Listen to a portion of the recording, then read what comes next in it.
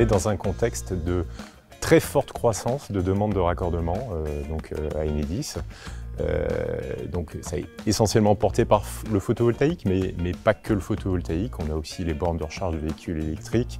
On a atteint un seuil de 1 million de points de recharge à mi-année 2022. Donc là aussi, on a une très forte croissance. S'agissant du photovoltaïque, on connaît une croissance depuis 2 ou 3 ans, mais surtout depuis l'an dernier. Il y a eu l'entrée en vigueur d'un nouvel arrêté tarifaire qui a généré un grand volume de demandes. On a doublé, triplé le volume de demandes et même sur un certain segment, on a fait une multiplication par 10 sur le volume de demandes de raccordement. Donc ça concerne beaucoup les moyennes toitures et beaucoup les hangars agricoles, donc des agriculteurs qui s'équipent de panneaux photovoltaïques sur leur hangar.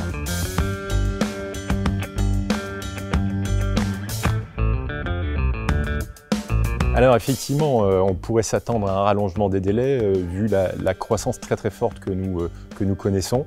Eh bien, on a aussi anticipé cela dans le projet industriel et humain d'Enedis, puisque depuis 2 ans, on a un engagement très fort qui est de diviser par 2 les délais de raccordement. Donc on a vraiment des indicateurs qu'on mesure très finement tous les mois sur les différentes familles de clients.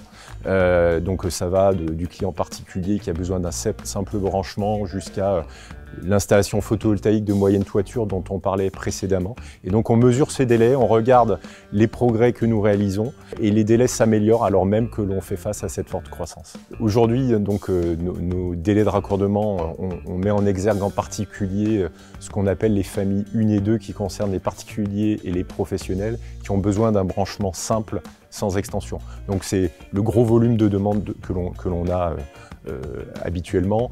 Pour ces familles-là, nous en sommes à 142 jours à mi-année, avec un objectif en fin d'année d'être à 97 jours, c'est-à-dire un peu plus de 3 mois, entre la demande de raccordement et la mise en service.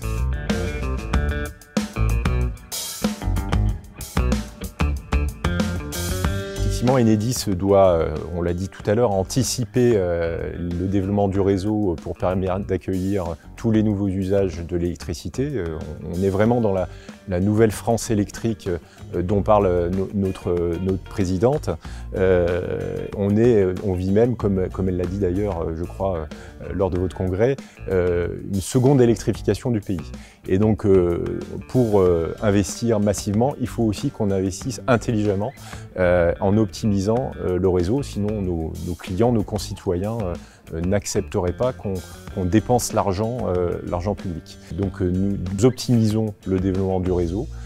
Par exemple, nous développons des services de flexibilité qui permettent, lorsque c'est nécessaire, pour gérer des contraintes sur notre réseau, de demander à des utilisateurs, qu'ils soient producteurs ou consommateurs, de moduler leur puissance afin d'éviter des développements de réseau qui seraient probablement trop coûteux pour la collectivité. Donc ça fait partie des leviers d'optimisation que nous développons et ce qui permettra, s'agissant des énergies renouvelables, de raccorder bien davantage d'ENR que nous aurions pu le faire si nous continuions à dimensionner le réseau pour faire passer les pointes de production.